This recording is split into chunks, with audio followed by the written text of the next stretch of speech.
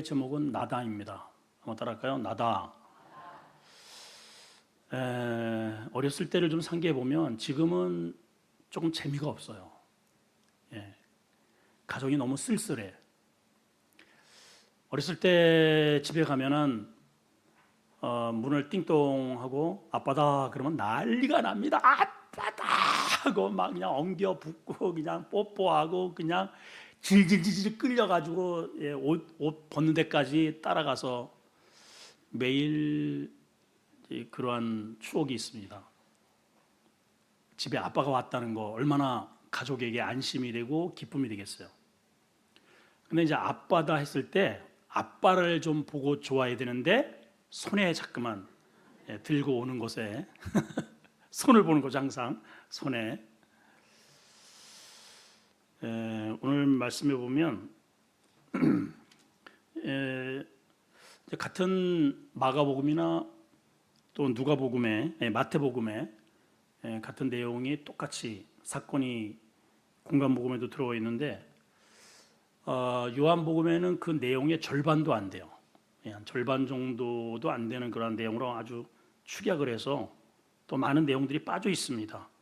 그렇지만 이 짧은 구절 속에 굉장히 임팩트한, 또 우리가 유념해서 또 새해를 출발하는 우리가 어떠한 자세로 올 한 해를 우리가 살아가야 하는지에 대한 굉장히 중요한 메시지를 담고 있습니다. 오늘 핵심 구절은 20절입니다. 20절. 우리가 볼펜으로 거기 하나 이렇게 표시를 해 두시면 좋을 것 같아요. 이 한 말씀이 오늘 여러분들을 올해 살아가는 데 지침이 되시길 바랍니다. 자, 20절 한번 다시 한번 읽어봅니다. 시작. 이르시되 내니 두려워하지 말라. 따라합시다. 내다. 이 한마디면 그냥 우리에게 모든 삶이 정리가 되어야 됩니다. 자, 먼저 이 말씀이 있기 전까지의 상황들이 있어요. 두려워하지 말라는 것은 지금 제자들에게 공포스러운 두려움의 환경이 찾아왔다는 얘기겠죠. 저와 여러분들의 삶 속에서도 예기치 않는, 자신했는데 예기치 않는 그런 일들을 겪을 때가 실제로 종종 있습니다. 자, 먼저 예수 없는 인생이 가는 불안한 항해, 우리 인생의 항해가 어떤지를 우리 16절과 17절을 통해서 한번 살펴보겠습니다. 자, 다시 한번 보실까요? 자, 볼펜을 가지시고요. 한 세 군데를 한번 표시를 하시면 좋겠습니다. 자, 16절입니다. 시작. 저물매 제자들이 바다에 내려가서 배를 타고 바다를 건너 가버나움으로 가는데 이미 어두웠고 예수는 아직 그들에게 오시지 않았다. 이 두 절 속에 세 가지의 상황이 전개됩니다. 하나는 저물었다. 거기 표시하시고요. 17절에 보면은 이미 어두웠다. 상황입니다. 또 한 가지는 예수님이 아직 그들에게 오시지 않았다. 이게 상황이에요. 이 상황은 지금 우리의 상황과 흡사한 것이죠. 세 가지로 반복해서 지금의 상황이 어떤지를 보여줍니다. 성경이. 날이 저물었죠. 또 이미 캄캄한 칠흑 같은 어둠이 뒤덮였습니다. 근데 문제는 거기에 예수님이 부재하신다는 거예요. 밝은 상태에서는 괜찮아요. 그래도. 근데 지금 날이 어두웠어요. 그렇죠? 저물었고 칠흑 같은 어둠이 몰려왔는데 거기에 예수님이 계시지 않는다. 무엇을 말합니까? 날이 저물고 주변이 캄캄하다는 것은 우리 인생 속에 어둠으로 드려진 바다와 같은 이 세상을 향해 가는 우리의 인생 속에 빛 대신 예수님이 계시지 않는 상태에서 항해가 이루어지고 있다는 것을 보여줍니다. 더군다나 날이 어둡고 캄캄합니다. 그런데 아직 예수님이 그들에게 오시지 않았다는 거예요. 자, 16절 분명히 날이 저물었다고 합니다. 근데 왜 제자들이 저물었는데 제자들이 바다에 내려가서 배를 타고 바다 저 건너편으로 가려고 했을까요? 여러분, 이 짧은 글 속을 이렇게 휙 지나치지 마시고 좀 자세하게 좀 들여다볼 필요가 있습니다. 날이 저물었습니다. 다시 말하면 이 저물었다는 것은, 날이 저물었다는 것은 어둠이 찾아올 거라는 그런 예상이, 그것을 우리에게 반증을 해준단 말이에요. 자, 날이 저물고 어둠의 상황들이 우리에게 닥쳐오면 우리는 그때 반드시 주님을 찾아야 됩니다. 주님과 동행해야 됩니다. 예. 근데 이들이 주님을 그냥 무태 놓은 상태로 바다에 내려가요, 그냥. 그렇죠. 성경이 그렇게 돼 있죠. 제자들이 날이 저물어 가는데 제자들은 바다에 그냥 내려가서 배를 타고 자기들끼리 저 건너편으로, 이 건너편이 뭐예요? 새로운 목적지를 향해서, 새로운 꿈과 비전을 향해서 가겠다는 겁니다. 여러분, 왜 그랬을까요? 우리도 때로는 이럴 수 있다는 거죠.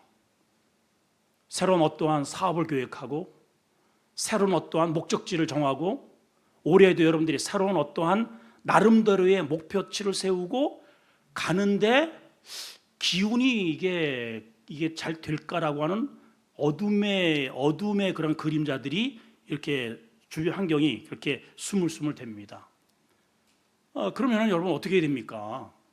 작정 기도하고 목사님 모셔다가 말씀도 좀 듣고 어쨌든 주님과 더불어서 말씀의 확신을 가지고 출발을 해야 되는데 그것 없이 그냥 붕 떠났다 이 말이에요.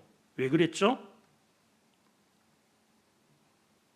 이들이 전부 대체적으로 베드로, 안드레, 야고보, 요한, 그 몇몇 이 사람들이 이 바다에 대해서 이골이 난 사람들이에요.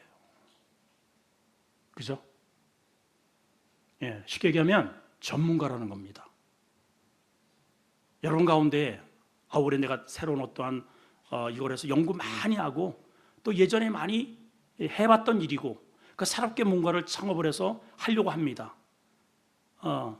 근데 자신이 있어요. 왜냐하면 해봤으니까. 제자들의 지금 상황이 그런 거예요. 여기 뭐 어렸을 때부터 그냥 어렸을 때부터 놀이터니까 이런 파도 저런 파도 다 겪어봤거든요. 한마디로 경험이고 자신감인 거예요. 이 병행 구절, 복음서의 병행 구절을 한번 잘 보면 마가복음 14장 24절에 이렇게 설명이 되어 있습니다. 자, 한번 읽어봅니다. 시작. 배가 이미 육지에서, 읽으세요. 시작. 배가 이미 육지에서 수리를 떠나 바람이 거스림으로 물결로 말미암아 고난을 당했다. 전문가들인데요. 이 앞으로 자기들에게 받아치는 이러한 고난의 파도 때문에 힘들어요. 어느 정도 힘드냐? 견딜 수가 없는 거죠. 고난을 당하고 있는 거예요. 잘 갈 줄 알았는데. 자, 마가복음 6장 48절에도 이렇게 되어 있습니다. 시작. 바람이 거스림으로 제자들이 힘겹게 노를 젓는 것을 보셨다. 이게 쑥쑥쑥쑥 뭔가 일이 진행이 돼야 되는데 힘겹다는 거예요. 안 된다는 거예요. 자기의 뜻대로 이게 움직여주지가 않는 거예요. 자식도 그렇고 돈벌이도 그렇고 장사도 그렇고 사람 다루는 것도 그렇고 여러분들 오늘 부서에서 어떠한 일을 할 때에도 경험으로 하잖아요. 경험으로. 하나님의 도우심과 여러분 매해마다 저도 마찬가지입니다. 제가 경험으로 설교를 하고 쌓아둔 축적된 그러한 노하우로 설교를 하면 입이 바삭바삭 말라요. 제가 그런 거를 한두 번 겪은 게 아닙니다. 여기 입안이 가득하고 내가 뭔 말을 했는지도 몰라. 정신이 없어요. 혼미해 진짜. 제가 그런 것들을 여러 차례 경험을 했기 때문에 설교를 할 때마다 다 백지 상태에서 새롭게 내가 오늘 처음 설교한다. 항상 이 자세로 올라옵니다. 주님이 오늘도 나를 도와주셔야 됩니다. 하나님이 함께 해주셔야 됩니다. 제 힘으로 할 수 없습니다. 이해가 되시죠? 근데 제자들이 어떻게 했다고요? 자기들의 노력으로 얼마든지 자기들의 노하우로 경험치로 이 정도는 충분히 가고도 남는다 해서 주님은 그냥 좀 주님 거기 계세요 하고 자기들끼리 배를 타고 일을 출발하게 됐다 이 말입니다. 이 말씀을 통해서 우리에게 보여주는 교훈이 뭐예요? 예수님 없이 항해하는, 예수님 없이 무엇인가를 추구하는, 예수님 없이 출발하는 모든 것에는 인생의 노도가 따른다 하는 겁니다. 과신하지 마세요, 여러분. 인사합시다. 우리 절대로 과신하지 맙시다. 지난번에 작년에 우리 중보기도팀 마지막 그 모임을 하면서 그래서 방송실에서 이거 다 봤어요.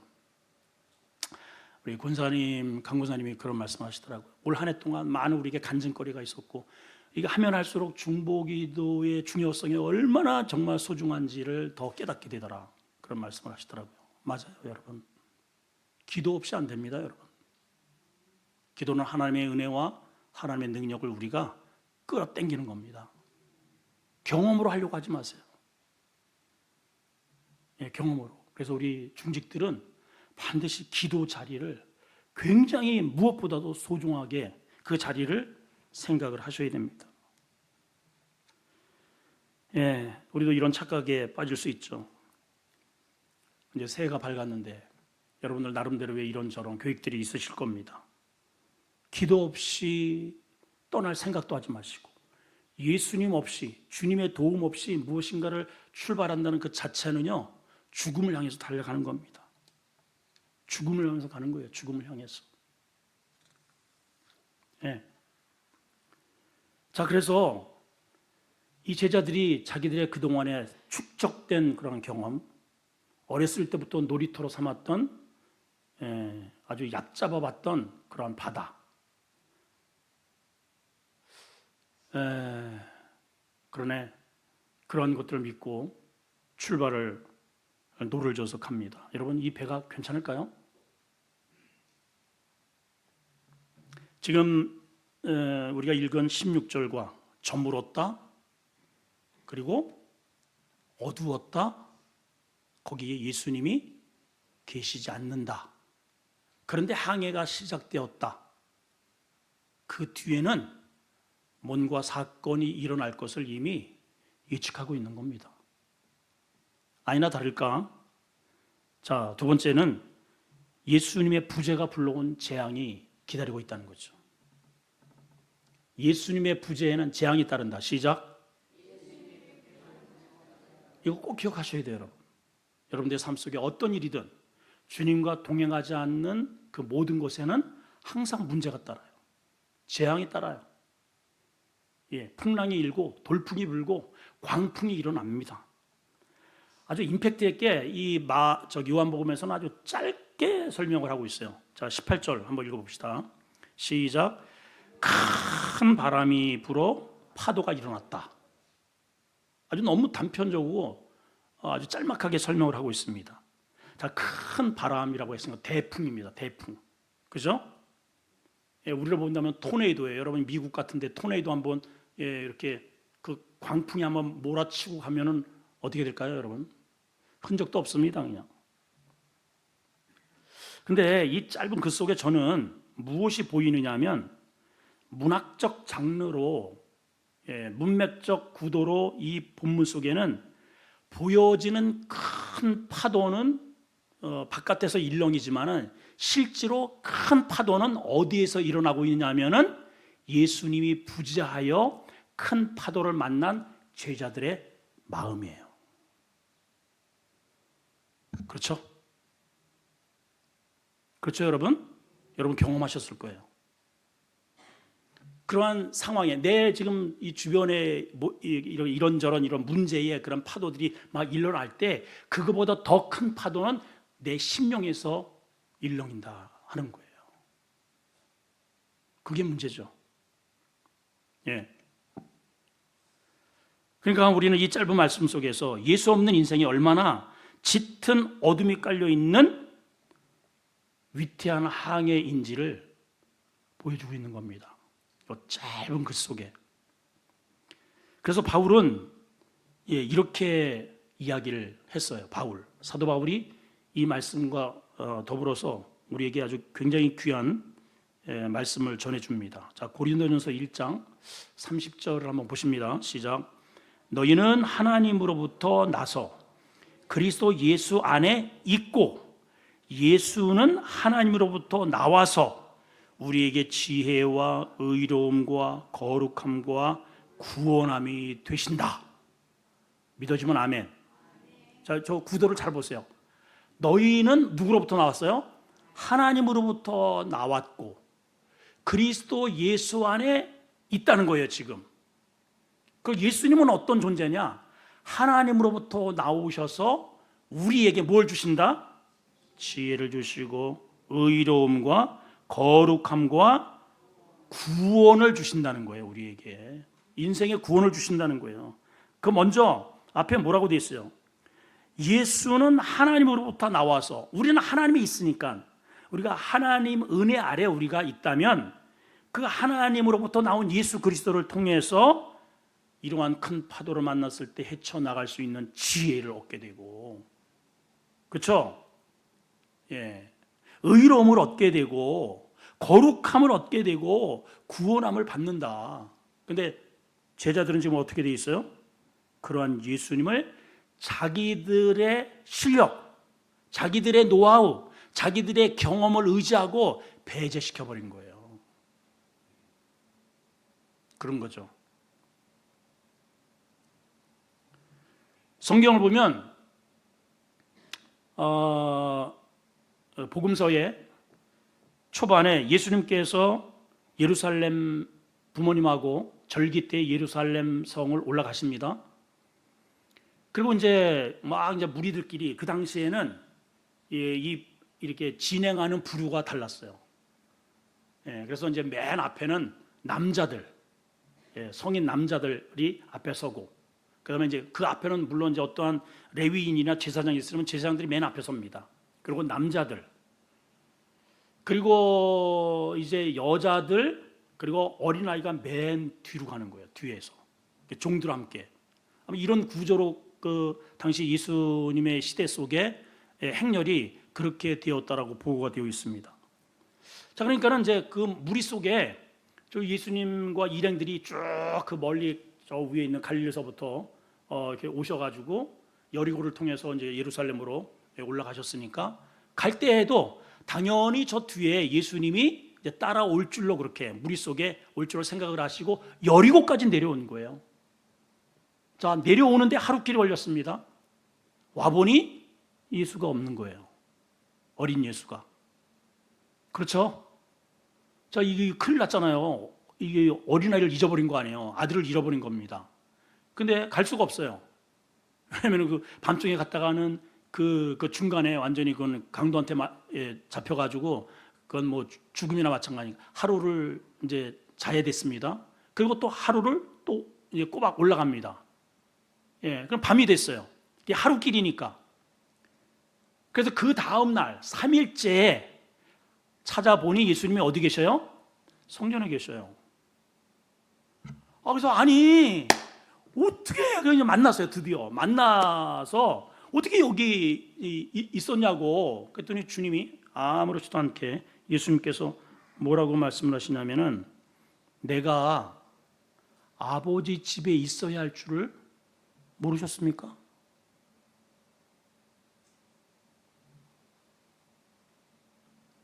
여러분, 이 말씀을 통해서 오늘 이 본문과 더불어서 우리가 무엇인가를 출발할 때, 그리고 예수님을 만나야 하는 장소가 어디인지를 그 말씀 속에서 우리가 힌트를 얻어야 된다는 것이죠. 예수님은 어디 가야 만나요? 성전에 가야 만나는 거예요. 성전에 가야, 거기서부터 출발이 되어야 한다는 것입니다. 잃어버린 예수를 만나는 곳은 성전이고 예배당이고 교회예요.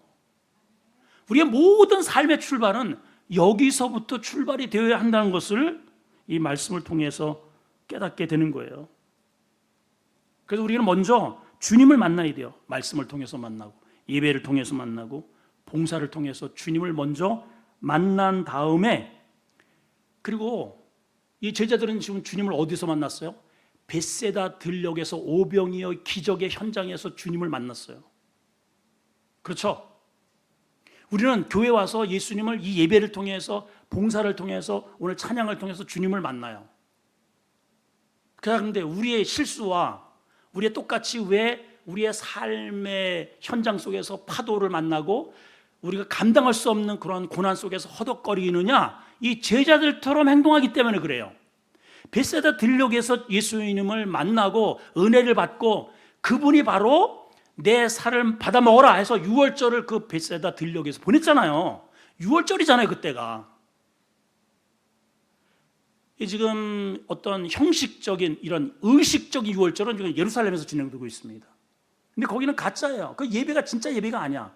주님은 실제적인 생명의 떡이 되셔서 이 땅에 오셨는데 사람들이 다 배척을 하니까 그 무리를 데리고 들녘으로 가셨어요. 거기에서 생명의 떡을 나눠주십니다. 그랬죠? 예, 복음서에서는 제자들에 의해서 나눠줬지만 요한복음에서는 당신이 직접 나눠주신 걸로 나와요.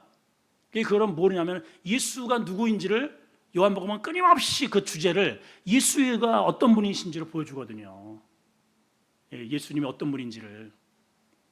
그래서 이제 다음 시간에 제가 말씀드리겠지만 예수님은 이 요한복음에 7가지로서 나는 누구다, 에고 에이미라고 하는 그러한 용법으로 나는 누구고 하는 것을 완전수로 7가지로서 정리를 해서 요한복음에 끊임없이 예수님이 어떤 분인지를 보여주시거든요. 그 주님이 내가 생명의 떡이고 내가 영생의 떡으로서 이 땅에 왔다는 것을 보여주셨어요. 그러면 항해를 할 때 그분을 은혜를 받으면 그분을 모시고 가야지. 은혜 받은 것은 은혜 받은 것이고 배부른 것은 배부른 것이고 주님으로부터 저분이 정말 기가 막힌 분이네, 메시아네, 은혜는 받았는데 실질적인 바다, 예, 이 바다, 내가 항해해야 할 것, 내 이 가정, 주방, 직장, 여기는 내 일터거든. 지금 이해가 오셔야 됩니다. 예? 바다를 딱 봤을 때는 여기는 우리 마당이야, 내 놀이터야. 여기는 주님 안 계셔도 우리 얼마든지 건너갈 수 있어 착각을 하게 된 거다 이 말이에요. 여러분, 우리 많은 경우에 있어서 여러분 봐봐요. 왜 신앙생활하는 교회와 나의 삶의 터전인 가정과 직장이 왜 이렇게 괴리가 있을까? 여기는 분명히 하나님이 계신 것 같은데 왜 가정에 들어가면 왜 거기에는 평강이 없고 은혜가 없고 다툼이 있고 직장도 그렇고 왜 그럴까 이게 도대체? 여러분, 여기서 은혜 받았고 주님이 어떤 분인 것을 확인했으면 여러분이 가실 때에 주님을 모시고 가세요. 가정으로 모시고 가세요. 가정. 그래서 가정에서도 그 항해하는 과정 속에 주님이 다스리도록 하시란 말이에요, 여러분. 근데 거기서 배제를 시키잖아요. 내 마음대로 하잖아요. 직장생활도 내 마음대로 합니다. 내가 결정합니다. 그리고 문제가 생기면 그 책임을 주님께 따져요. 주님께. 아니, 이런 경우가 어디 있어?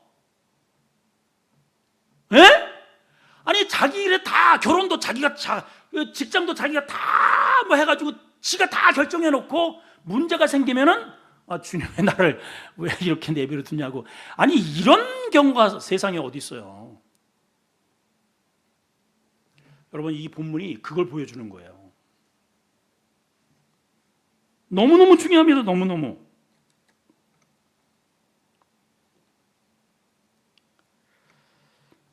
자, 19절 한번 보십니다. 이제 시작. 제자들이 노를 저어 12월이쯤 가다가 예수께서 바다 위로 걸어 배에 가까이 오심을 보고 두려워했다.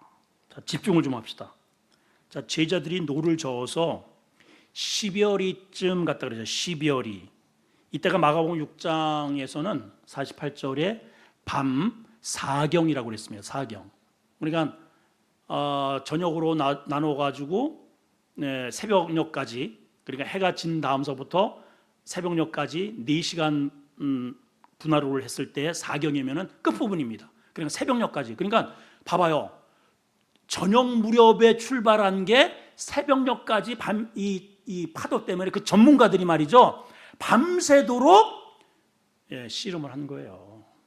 벌써 도착을 했어야 할 그 거리인데 초저녁에 밤 어두컴컴할 때 출발을 한 이 배가 사경까지 헤매고 있는 거예요. 그 헤매는 그 장소가 어디냐 하면은 시베리쯤이라 그랬어요. 자, 그럼 시베리가 뭐냐? 시베리. 이 원어로 보면 이거를 그 성경에서는 30 스타디온이라는 말이 나옵니다. 스타디온. 1 스타디온이 185에서 대략 200m 정도 된다 그래요. 그 스타디온에서 영어 스테디움. 여러분들이 많이 그러죠. 스타디움. 아시죠? 스타디움이 뭐예요? 운동장. 그렇죠. 그 운동장. 자, 그러니까 30 스타디온이니까 대략 한 5에서 6km 정도가 되는 거예요. 자, 그럼 5에서 6km 정도면 어느 정도 될까? 자, 지도를 한번 봅시다. 자, 저렇게 돼 있어요. 자, 예수님은 지금 디베라 건너편이라고 그랬어요. 그러니까 걸어서 약간 저 위쪽, 거기에서 그쯤에서 사역을 하신 겁니다. 그리고 지금 건너가셔야 할 곳이 저 가버나움 반대편으로 이제 저녁 나절에 출발한 거죠. 그래서 제가 보기에는 약간 그 갈릴리 리자가 있는 그 중간 정도에서 계속 지금 제자들이 헤매고 있었던 거죠.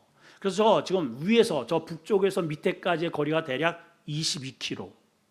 대략적으로 한번 이제 여러분들이 그거를 그려두면 좋습니다. 그래서 갈릴리 어디에는 호수로 나오고요. 어디에서는 바다로 나와요. 사실 저기 바다가 아니거든요. 근데 심지어는 솔로몬 왕이 성전을 짓고 그 앞에 물두멍을 10개를 만들어 놨어요. 근데 그 물두멍을 뭐라고 부르냐면은 뭐라고 불렀어요? 바다라고 불러요. 바다. 그러니까 이스라엘이 물이 원칙 귀한 나머지 물만 있으면 그냥 바다야. 그냥. 그래서 저 호수도 갈릴리 호수라고도 하고 바다라고도 하는 이유가 그런 것이죠. 자, 그래서 이제 위에서부터 밑에까지의 거리가 22km. 이 가로가 12km. 시험 봅니다. 잘 이제 외워두세요. 자, 위아래가 몇 킬로? 22km. 가로가 몇 킬로요? 12km. 뺑 돌아가는 게 52km. 그리고 가장 깊은 곳이 대략 44m, 45m 정도 된다 그래요. 그러니까 되게 깊은 거죠? 그렇죠? 그리고 저 안에 사는 물고기의 종류가 대략 한 22종류로 그렇게 기록상에는 그렇게 되어 있습니다. 자, 아무튼 그거는 여러분들이 이제 참고적으로 그렇게 예수님이 주로 저 갈릴리 바다를 중심으로 그렇게 사역을 하셨구나. 그래서 그렇게 태풍도 불고 이 가로가 12km니까 이제 저도 가서 보면은 날씨가 좋으면은 저 건너편이 보이지만 조금 안개가 끼면 안 보입니다. 굉장히 넓은 거예요. 그러니까 돌풍이 불면 큰 파도도 일어날 수 있는 이제 그러한 그 조건을 가지고 있었던 거죠. 그리고 5, 6km 정도 됐으니까 대략 이제 절반쯤 갔다 이 말이에요. 자, 여기서 이제 우리가 한번 알아야 되겠죠. 그렇게 자신만만했던 제자들 다 잔뼈가 굵었고 그냥 밤중에라도 저도 이제 아버지가 어부를 하셨으니까 밤에 캄캄하고 하나도 안 보이잖아요. 그래도 배만 딱 타면은요 대략적으로 저기다 싶으면은 뒤 보이는 것도 아닙니다. 그 지형지물 큰 산 이런 것들을 이렇게 보면서 가면은 정확하게 거기 갑니다. 강 건너 또 우리 집에 정확하게 도착을 해요. 이 사람들이 그런 사람들이에요. 그러니까 자신 있게 밤에 더군다나 오늘날처럼 무슨 동력선이 있는 것도 아니잖아요. 발동기를 단 것도 아니고 순전히 이거는 노를 저어서 지금 가고 있는 것인데 그럼에도 불구하고 갈 수 있었던 것은 그 전문가들이 여러 명이 있었기 때문에 근데 이들이 아무리 전문가고 뱃사람이고, 더군다나 그렇게 풍랑이 일임에도 불구하고 중간까지 갔다는 것은 이들이 얼마나 이 바다에 대해서 탁월하고 기술이 뛰어난지를 보여주는 거죠. 사실은 대단한 사람들이에요, 정말. 파도가 그렇게 일렁임에도 불구하고 노를 져서 그것도 중간까지 그렇게 갈 수 있었다는 것은 이들의 실력이 이게 보통 사람들이 아니라는 것을 보여줍니다. 그런데 문제는 뭐냐 하면 거기까지라는 거죠. 따라합니다. 거기까지. 거기까지예요. 자, 그런데 이제 여기에서 굉장히 오늘 본문에 보면은 두 가지의 전혀 다른 그림을 보여주고 있어요. 전혀 다른 그림. 그게 뭐냐? 자, 19절을 한번 다시 한번 볼까요? 전혀 다른 두 가지의 그림으로 여러분 한번 발견을 하셔야 됩니다. 시작. 제자들이 노를 저어 12월쯤, 다시 말하면 중간까지 갔습니다. 어떻게 갔어요? 힘겹게. 마가복음에 그랬잖아요. 노를 젓는데 힘겹게 젓더라 그랬어요. 뭐 하나하나. 여기 지금 사경까지 초저녁에 출발한 게 지금 새벽녘까지 갔는데도 중간에서 지금 헤매고 있으니 얼마나 힘들. 그러니까 완전히 탈진 상태입니다. 탈진. 그렇죠? 자, 갔는데 다른 그림이 하나 나와요. 자, 시작. 예수께서 바다 위로 걸어서 배에 가까이 오셨다. 여러분 뭘 느끼세요? 이거 느끼셔야 됩니다, 여러분. 자, 제자들은 전문가입니다. 자신 있습니다. 손바닥에 뻔히 뭐 캄캄해도 어디가 어딘지 지형집을 다 압니다. 여기 뭐 진짜 그야말로 마당이야, 마당. 그런데 그럼에도 불구하고 밤새도록 노를 저어서 사경까지 갔는데 중간을 갔단 말이에요. 중간을.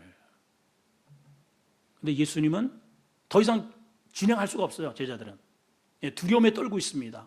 근데 예수님은 그 바다를 저벅 걸어서 그 중간까지 갔으니까는 적지 않은 거리죠. 5km, 6km를 적지 않은 거리입니다. 그냥 한 걸음에 이렇게 풍 뛰어온 게 아니에요. 저서부터 밑에서부터 그 먼 거리를 주님이 저벅 걸어서 제자들 배에 있는 데까지 오셨네요.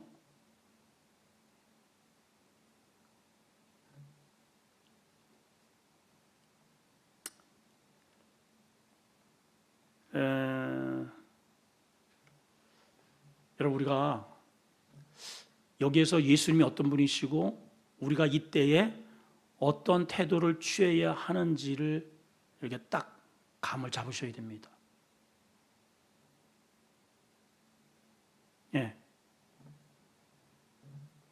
무엇을 말해주느냐 하면 아무리 우리의 힘으로 해결하려고 애쓴다 해도 주님 앞에서는 헛수고라는 거예요. 사람의 능력에는 한계가 있는 거예요. 아무리 자기가 이 방면에 내가 전문가다, 손바닥보다 다 훤히 꿰뚫고 있다라고 한다 할지라도 우리에게는 한계라는 게 있고 고비라는 게 있다는 거예요. 근데 그 상황 속으로 주님은 그 한계 상황, 주님 없이 항해하는 그들의 고뇌를 넘겨받기 위해서 그 바다 위를 걸어서 오신다는 거죠. 우리 어떻게 해야 됩니까? 나의 그 한계 상황을 더 고집하지 말고 빨리 그분께 더 이상 노를 지으려고 애쓸 것이 아니고 나의 노력의 그 한계를 깨달았다면 빨리 노젓기를 중단하고 주님을 맞아드리고 그분께 키를 넘겨드리라는 것이 본문 속에 우리에게 강력하게 메시지를 주는 거예요. 목회 현장도 그렇고요. 사람들이 탁월한 어떤 분에게 능력이 있고 설교를 너무너무 잘하고 뭐가 어쩌고 뭐가 하기가 어떻고 여러분, 하나님의 일에 대해서는 인간의 어떤 것도 하나님이 필요하지 않아요. 그냥 도구로 몸을 그냥 나한테 빌려주면 내가 한다는 거죠. 내가. 우리가 착각하는 게 그겁니다. 여러분, 여러분들이 뭔가를 하려고 하니까 힘든 거예요. 하나님의 일은 나를 하나님께 그냥 내어드리면 나를 통해서 하나님이 나를 쓰셔서 하나님이 하셔요. 하나님이. 아멘이시죠? 자, 바다 위를 걸어오셨다. 성경에는요, 바다 위를 걸어오셨다는 그런 표현들이 구약 성경에도 나옵니다. 자, 욥기 9장 8절에 보면 이렇게 돼 있어요. 자, 시작. 그가 홀로 하늘을 펴시며 바닷물을 밟으셨다. 이 바닷물을 밟으셨다는 것은 우리 인생에 나를 함몰시키고자 출렁거리는 문제를 주님은 밟으신다는 그런 분이라는 거예요. 시편 18편 15절에도 이렇게 돼 있습니다. 시작. 이럴 때 여호와의 꾸지람과 콧김으로 말미암아, 그냥 하나님의 그 콧김으로, 하나님의 능력으로 말미암아 물 밑이 드러나고 세상의 터가 나타났다. 물 밑이 다 들어다 보인다는 거예요. 물은 세상을 엄몰해서 쓸어 가려고 하는데 하나님의 그 콧김 한마디에 물 밑이 다 드러난다는 것이죠. 지금 이해가 되시죠? 결국 이 그림을 통해서 보여주는 게 뭐냐면 예수님이 누구냐는 거예요. 여러분, 우리가 끊임없이 교회를 다니고 예수 찬양도 부르고 예수의 이름으로 기도하고 예수가 끊임없이 말을 하는데, 그분이, 제자들 마찬가지예요. 끊임없이 주님과 늘 동행하고 따라다니고 기적을 맛보는데 이분이 누군지를 몰라. 예. 유대인들은 그렇게 수천 년 동안 메시아를 기다렸지만 정작 예수님이 오셨는데 예수를 배척해 버렸어요. 누군지를 알아보질 못했어요. 예수님이 이런 식으로 오시라고는 상상을 못한 겁니다. 그래서 예수를 배척한 거예요. 오늘날, 아니 예수님이 왜 이렇게 초라해? 전에 우리 이제 송 목사님이 이쪽, 지금 이제 이사를 저쪽으로 이제 탑동 쪽으로 왔는데, 탑동 가기 전에 이쪽, 여기 이쪽 부분에 있었을 때입니다. 제가 보더라도 그 이제 밑에는 그 누님하고 매형이 그 뻥튀기 이런 장사를 하고 환경이 열악하죠. 창고 같은 곳에서 2층에서 목회를 하는데 가보면은 정말 힘들어요. 근데 이제 어떤 성도가 목사님한테 그렇게 얘기를 하더래요. 아니 목사님, 난 이런 하나님이라면 안 믿을 것 같아요.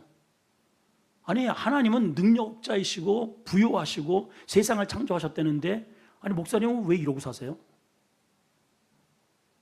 그러니까 그분의 시각에서 하나님은 그렇게 화려하고 이스라엘 백성들처럼 부요하고 이런 식으로 주님이 거짓골로 마국간에서 그렇게 저 촌 중에서도 완전히 깡촌에서 오시리라고는 만무하다는 거죠. 만무하다. 근데 주님은 그렇게 오셨어요.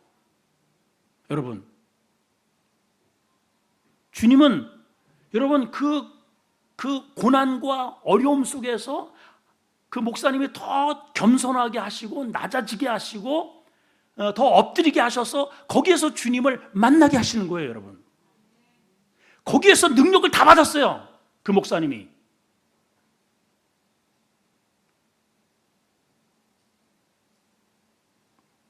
그분들 그 기도하는 거 보면요 겁이 나요.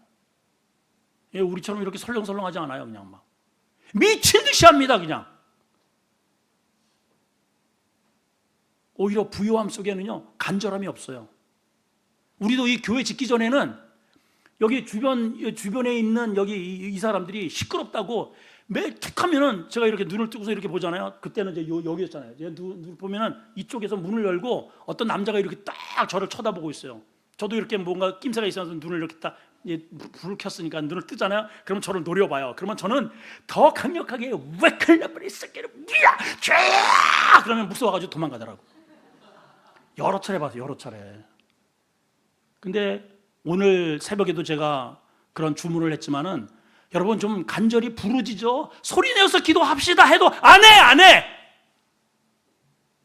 할 게 없나요, 여러분? 간절히 부르짖을 일이 없습니까? 여러분 이걸 기억하셔야 되는 거예요. 사람들은 화려한 메시아를 기대를 해요. 초라한 예수님으로 오셨으니까 유대인들은 배척을 해버렸어요.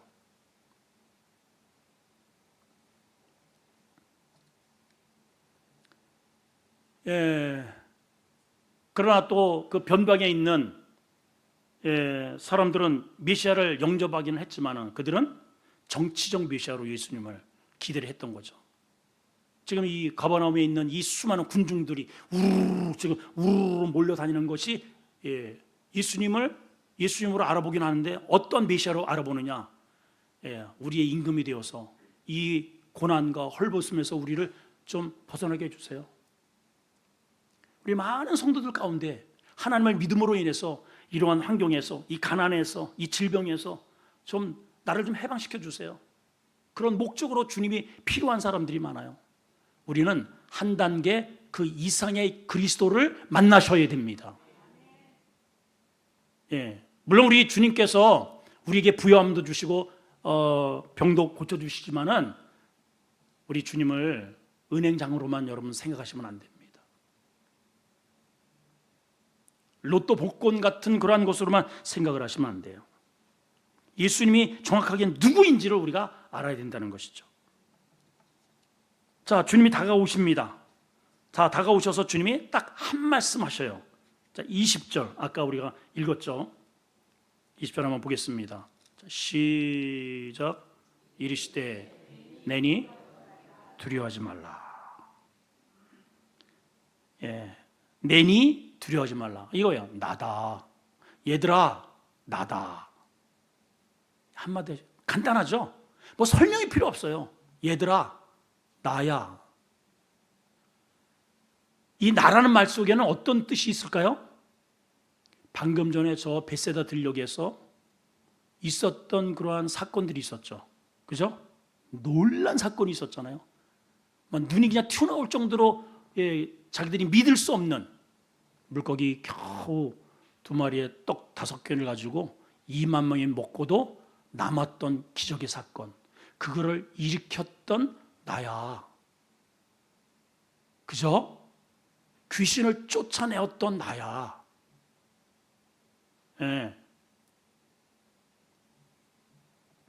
그래서 모세가 출애굽기에 보게 되면은 하나님이 등장하시죠. 물 가운데. 누구십니까? 물어봅니다. 하나님이 뭐라고 말씀하셔요? 나야. 같은 말을 하신 거예요. 에고, 이 원어 보면은 에이미. 영어로는 who I am. I am who I am. 나는 나다라는 거예요. 나는 나라. 마가복음 6장에는 이제 그 앞에 하나의 수식구가 더 붙어 있습니다. 안심해라. 나야. 안심해. 내가 왔어. 여러분들이 정말 주님을 믿는 신앙이라면, 우리가 정말 하나님을 믿는 우리의 상황이 어떻든 간에 이 한마디에 아멘이 될 수 있어야 돼요. 그냥 이 한마디에 우리는 모든 것이 그냥 게임 아웃. 주님이 오셨네. 아멘. 이게 돼야 돼요. 다른 사족이 필요 없습니다. 오늘 주님이 이 자리에서 저의 입을 통해서 여러분들의 상황에 이런 상황 저런 상황 뭐 별의 별 여러 가지의 그런 상황이 있을지는 모르지만은 여러분들이 그것이 뭐 어떤 상황 도저히 내가 감당하기 이거는 뭐 천하 없어도 안 된다고 하는 상황일지 모르지만은 그게 어떠시든 간에 오늘 주님께서 이 자리에서 아무개야 나야 이 말이면 족합니다. 그랬더니 제자들이 어떻게 했어요? 21절 시작. 이에 기뻐했고요 배로 영접했어요. 여러분 요한복음의 전체 주제는 영접이라는 주제가 걸려 있어요. 자, 처음에도 빛이 이 세상에 오셨습니다. 예수 그리스도시죠. 자기 백성에게 오셨지만 이 어두움인 세상이 이 빛을 알아먹지 못하고 영접을 안 했다는 거예요. 그러나 영접하는 자, 그 이름을 믿기만 하면 하나님의 자녀가 되는 권세를 주어진다. 하나님의 자녀가 된다. 하나님의 자녀. 이해가 되시죠? 예, 아까도 말씀드렸지만은 초기 유대인들은 예수님을 영접하지 않은 거죠. 자기들이 원하는 메시아가 아니라는 거예요. 그래서 배척을 합니다. 주변에 이방의 갈릴리 사람들, 지금 이 주변의 사람들은 예수님을 영접은 하긴 했지만은 목적성 예수님으로, 정치적 이러한 속박으로부터 벗어나게 해줄 메시아로 자꾸만 쫓아다니는 거예요. 우리 왕 해주세요. 제발 좀 저 정권 물리치고 우리의 좀 평화를 좀 주시고 잘 살게 해주시고, 이러한 메시아로 이렇게 졸졸졸졸 돌아다니고, 여기 가면 두루룩 따르고 또 쭈루룩 따르고 계속 따라다녀요. 이렇게 계속. 그 뒤에도 또 계속 따라다녀요. 따라다니는 것까지는 좋은데 목적이 달라요. 근데 지금 이 현장 속에서 이 배에 영접하는 이 영접은 그런 영접이 아닙니다. 예수님을 주님으로 영접하고 있고 구세주로 영접하고 있어요. 신적인 하나님의 권위를 가지신 예수님을 영접하고 있어요. 왜 그런 줄 아세요? 사실 이 본문에는 나타나 있지 않지만은 다른 복음서에서는 여기에 빠져 있는 굉장히 중요한 사건이 빠져 있습니다. 그게 뭐냐? 베드로가 물 위로 걸어가는 사건입니다. 기억하시죠, 여러분? 예. 자, 이제 한번 보겠습니다. 쭉 한번 읽어봅시다. 마가복음, 마태복음에도 있지만은, 마가복음에도 있지만은 마태복음에 있는 것을 한번 살펴보겠습니다. 26절서부터 한번 봅니다. 띄워주시고요. 시작. 제자들이 그 바다 위에 걸어오심을 보고 놀라 유령이 하면 무서워합니다. 근데 그때 다 무서워할 때 한 사람이 등장을 합니다. 누구요? 베드로가. 요한복음에 이런 내용이 전혀 없죠. 예, 전혀 안 나와요. 자, 베드로가 이제 대답합니다. 28절 시작. 이르되 주여 만일 주님이라면 나를 명하여 물 위로 오게 해주세요. 이런 사건이 있었어요. 그랬더니 주님이 뭐라고 하셔요? 오라. 베드로가 어떻게 해요? 갑니다, 여러분. 예, 가요. 근데 가다가 주님을 바라보다가 그 시선이 어디로 갔어요? 예, 문제를 향했어요. 주님을 바라볼 때는 이 문제가 안 됐는데 문제를 보라 보니까 이 문제가 커진 거예요. 이거 꼭 기억하셔야 됩니다. 어떤 문제이든 간에 지금 이 상황은 똑같아요. 일렁거리고 죽을 것 같아요. 그리고 더군다나 지금 물 위로 걸어갈 수가 있나요? 안 되죠. 이거는 이성적으로, 합리적으로, 논리적으로, 과학적으로 이거는 될 수가 없습니다. 그런데 익숙되어 있는 인간은 물 위로 일단 걸어가지 못해. 근데 베드로가 엄청난 믿음이 발동한 거예요. 정말 주님이라면 나를 물 위로도 걷게 할 수 있는 분입니다. 왜냐하면 검증이 됐으니까. 오라 하소서, 오라! 그러니까 걸어갔다 이 말이에요. 뭘 말해줘요? 어떤 문제라도 주님을 바라보면 그 문제가 안 된다는 거예요. 근데 가다가 의식이 된 거예요. 이거 물이잖아. 그래서 잠깐만 이성이 작동합니다. 내 이성이 작동하면은 그 바라보게 돼 있어요. 두려움에 있어요. 이를 바라보는 순간, 시선을 주님으로부터 빼앗기는 순간 빠져갑니다. 주님이 오셔서 태연하게 이 믿음이 이 개떡 같은 놈아 왜 이렇게 의심하니? 다시 일으켜 세워서 2번 걸어서 배 안으로 들어왔다 하는 게 다른 복음서는 있는데 여기는 그게 싹 빠졌어요. 왜 그랬느냐? 요한복음의 요지는 인간의 믿음과 인간의 어떤 초점에 있지 않아요. 오로지 주님이 어떤 분이냐, 예수 그리스도가 어떤 분이냐, 여기에 초점이 맞춰 있기 때문에 그래요. 그러나 다른 복음서와 이 말씀을 딱 접목해 보면 기가 막힌 이 아귀가 맞아 떨어진단 말이죠. 자, 그러니까 이제 예수님이 그 배 안에 영접을 하니까 오셨습니다. 21절 보실까요? 시작. 이에 기뻐 배로 영접하니, 그 다음에 뭐라고 돼 있습니까? 곧 그들이 가려던 땅에 이르렀다. 여러분, 지금까지 왜 고생을 했어요?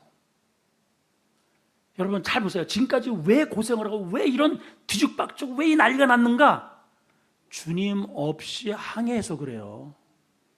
내 인생에 주님을 배제한 그 어떤 일은요, 항상 이런 문제가 나게 되어 있어요. 가정도, 직장도, 공부도, 결혼도, 아이 키우는 거, 살림살이, 모든 일이 다 그래.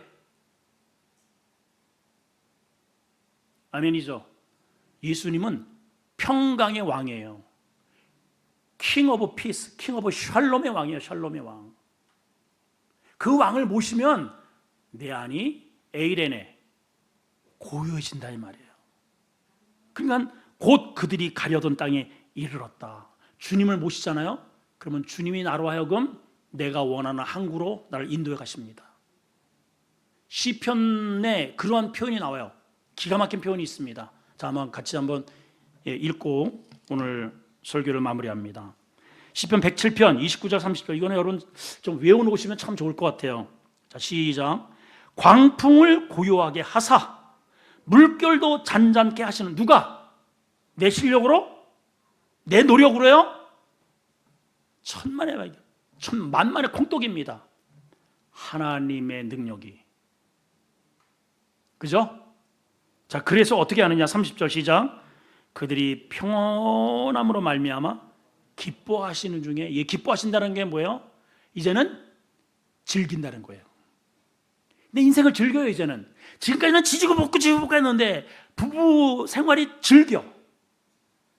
이 가정의 이 살림을 즐겨. 직장을 즐겨. 공부도 즐겨요. 신앙생활이 고된 게 아니에요. 즐겨요. 여러분, 이 교회 나오는 것을 즐기세요. 3명밖에 안 한다. 새벽 기도회를 즐기시고, 그게 왜 고대일까요? 주님을 만나는 시간인데요, 여러분. 여기 좀 칠흑 같은 새벽녘 캄캄한 태양의 떠오르기 가장 어두운 곳이잖아요. 그런데 주님을 만났을 때 이들이 어땠어요? 즐거워요. 이 순간에 즐거움으로 다가오는 거예요. 주님을 만나는 순간 즐거움으로 바뀌어졌어요, 분위기가. 자, 그래서 기뻐하는 중에 여호와께서, 주님께서 그들이 바라는 항구로 인도해 가신다 그랬잖아요. 오늘의 문제가 뭡니까? 날은 저물고 어두워져 가는데, 그죠? 주님 없이 물로 뛰어든 게 문제인 거죠. 기도하겠습니다. 하나님 아버지, 우리의 삶을 그대로 대변해 주는 것 같습니다. 우리도 교회에서는 주님을 찾고 믿는 것 같은데, 우리가 이 교회 밖으로 나갈 때 벳세다에서는 주님이 계신 것 같고 하나님의 능력인데, 제자들이 벳세다를 떠나 바다를 보면서 주님이 없어도 된다고 철석까지 믿고 배를 저어 갑니다. 우리의 모습과 똑같습니다. 왜 우리가 교회 안에서의 모습과 세상 밖에서의 모습이 이렇게 이중적이고 다를까요? 교회에서는 말씀을 들을 땐 주님이 계신 것 같은데, 왜 나의 삶의 현장에서는 도무지 주님이 보이시지도 않고, 왜 이렇게 고단하고 이 풍랑과 일렁이는 그러한 파도에 우리가 두렵게 노를 저어 가야만 합니까? 진행은 되지 않고 계속 뱅뱅 돌고 바다 같은 그런 한가운데서 앞으로 나가지 못하고 철썩거리는 세상의 파고에 밀려서 고된, 그리고 힘 빠지는 삶을 살 수밖에 없을까요? 주님 없이 무엇인가 할 수 있다고 하는 우리의 자만심이 불러온 결과라는 것을 오늘 말씀을 통해서 깨닫게 됩니다. 올 한 해 우리 다시는 이러한 잘못된, 번복된 그러한 주님 없이 항해하는 이러한 불신앙이 우리에게 있지 않게 해 주시옵소서. 무엇을 하든 우리 늘 주님과 동행하게 하시고 주님의 힘으로 하게 하시고, 우리가 아무리 익숙한 예배를 드리고 청소를 하고 주방 일을 하고 교사를 하고 성가대를 하고 어떤 일을 하든 간에, 설교를 해도 늘 새롭게 하는 마음으로 주님의 도우심으로, 주님이 주시는 힘으로 감당해낼 수 있도록 은혜를 주시옵소서. 우리 현대 교인들이 매너리즘에 많이 빠져 있습니다. 기도 없이 뭔가 내가 지금까지 익숙해온 그런 실력으로 교회를 운영하려고 합니다. 하나님, 저도 그럴 때가 있었습니다. 용서해 주시고, 특히 우리 부교육자들 지금까지 익숙한 그 어떠한 테크닉으로 무엇인가를 하려고 하는 그 시도를 멈추게 하시고, 주님을 초청하여 주님이 주시는 새로운 힘과 능력으로 남은 항해를 기쁨으로 감당케 도와 주시옵소서. 우리 주님이 함께 하시면 우리가 바라는 항구로 주님이 인도하신다고 했습니다. 이제 올해 새롭게 출발합니다. 주님과 함께 하기를 원합니다. 동행하시고 우리가 바라는, 우리 수원교회 우리 모든 성도들이 바라는 거룩한 새로운 우리의 목적지 가보남을 향해서 새로운 우리가 도착하고자 하는 그 목적지에 다 안착할 수 있도록 은혜 주시옵소서. 예수님의 이름으로 기도하옵나이다.